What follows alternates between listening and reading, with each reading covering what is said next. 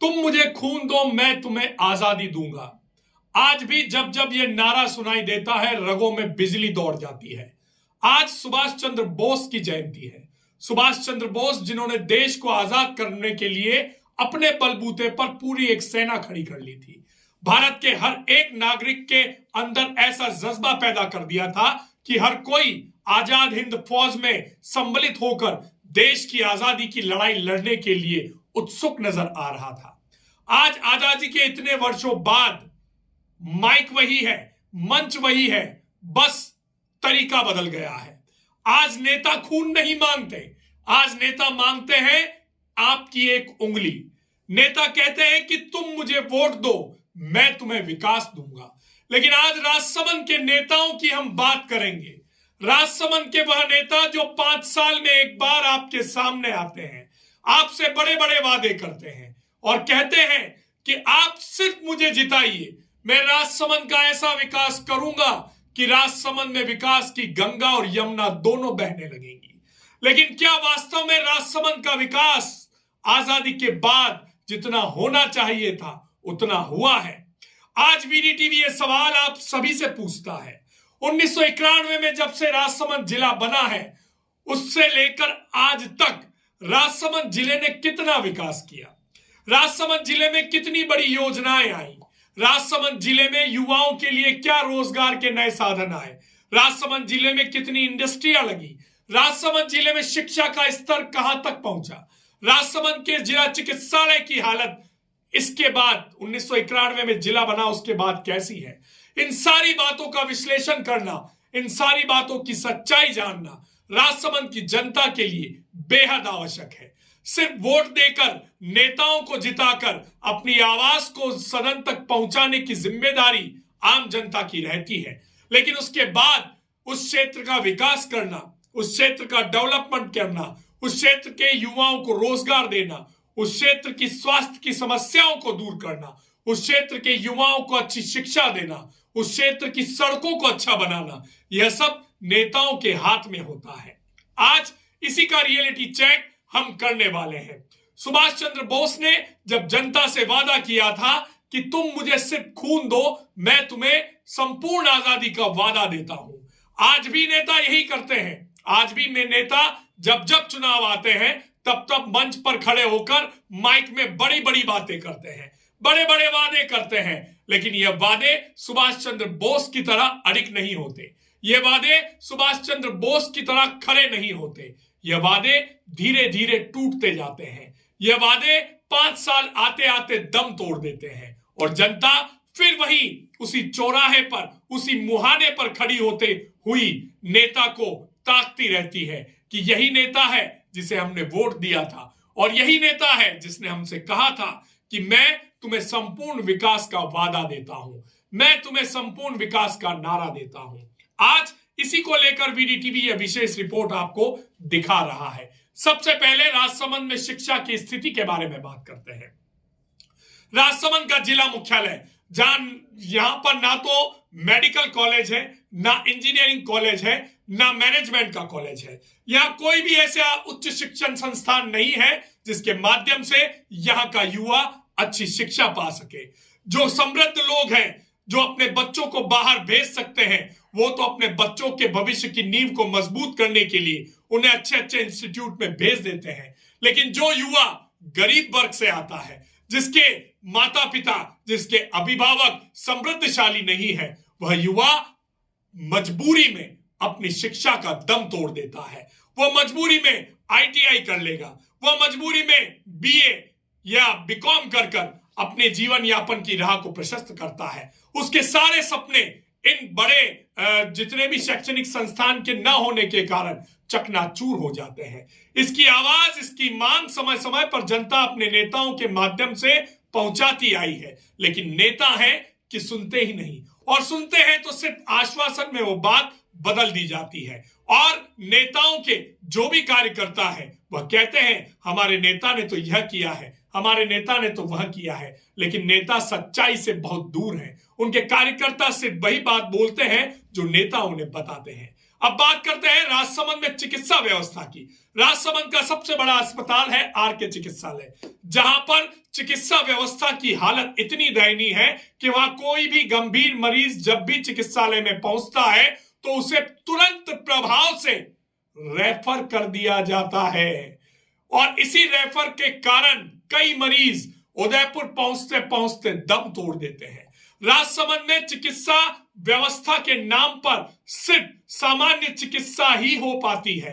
कोई भी बड़ा ऑपरेशन, कोई भी गंभीर सर्जरी, कोई भी गंभीर बीमारी का इलाज राजसमंद के आरके चिकित्सालय में नहीं होता। हमने पहले भी आपको रिपोर्ट दिखाई थी। बजट घोषणा में कार्डियक यूनिट की घोषणा राजसमंद के आरके चिकित्सालय में हुई थी, लेकिन आज दूसरा बजट आने वाला है, लेकिन आज तक वह योजना धरातल पर नहीं उतरी है।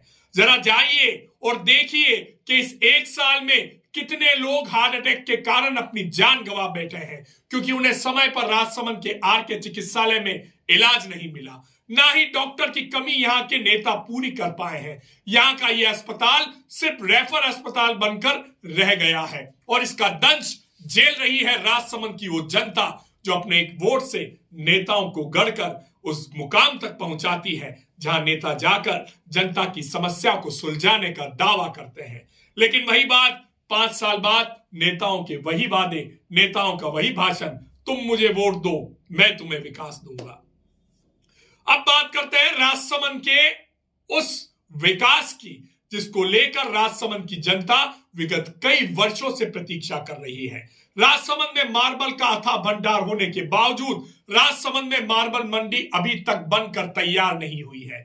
बजट घोषणा के बाद भी राजसमंद की मार्बल मंडी आज भी बनने की तलाश में है या बनने का इंतजार कर रही है। राजसमंद का पूरा मार्बल व्यवसाय अब धीरे धीरे बंद होने की कगार पर है। हमने अभी आपको 2 दिन पूर्व इसकी एक रिपोर्ट दिखाई थी कि राजसमंद के मार्बल व्यवसाय की क्या कंडीशन है, लेकिन इस और भी कोई भी नेता ध्यान नहीं देता।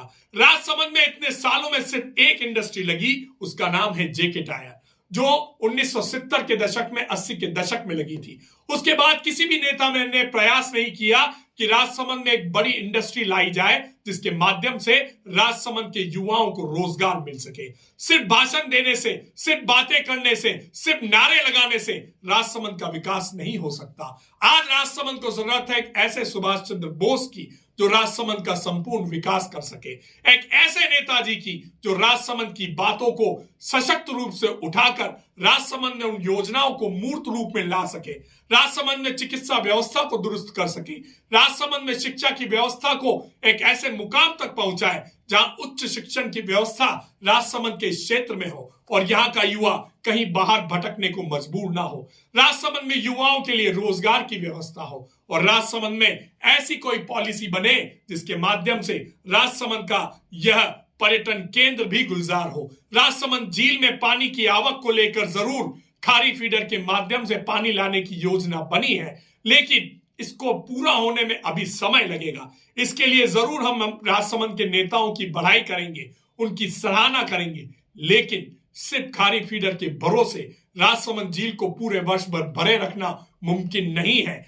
हमें चाहिए देवास जैसी कोई योजना जिसके माध्यम से राजसमंद झील में पूरे वर्ष भर पानी की आवक निरंतर जारी रहे, जिससे इसकी खूबसूरती भी बनी रहे और यहाँ के धरती पुत्रों को भी समय समय पर उनकी मांग के अनुरूप पानी मिल सके, ताकि उनकी खेतों को, उनकी फसलों को जीवन मिल सके। आज राजसमंद के जितने भी पर्यटन केंद्र हैं वो वीरान है, वो सुनसान है। यहां से 15 किलोमीटर दूर नाथद्वारा पर्यटन का एक बहुत बड़ा हब है। वहां से 45 किलोमीटर दूर उदयपुर पूरी दुनिया में पर्यटन की एक बेस्ट डेस्टिनेशन है, लेकिन उसके बावजूद राजसमंद पर्यटन से कोसों दूर है और इसका सबसे बड़ा जिम्मेदार है यहाँ का वो जनप्रतिनिधि, यहाँ के वो नेता जो जनता से वादा करके मुकर जाते हैं, जो जनता के सामने आकर नारा लगाते हैं कि तुम मुझे वोट दो मैं तुम्हें विकास दूंगा, लेकिन जब बात राजसमंद के संपूर्ण विकास की आती है तब उनके ये सारे वादे खोखले साबित होते हैं। आज सुभाष चंद्र जयंती के इस पावन पर्व पर वीडीटीवी राजसमंद की जनता से आग्रह करता है कि एक ऐसे नेता की तलाश करें जो आपको सुभाष चंद्र बोस की तरह आपके विकास के मॉडल को धरातल पर उतारने का सही प्रयास करें और उसको धरातल पर उतारें।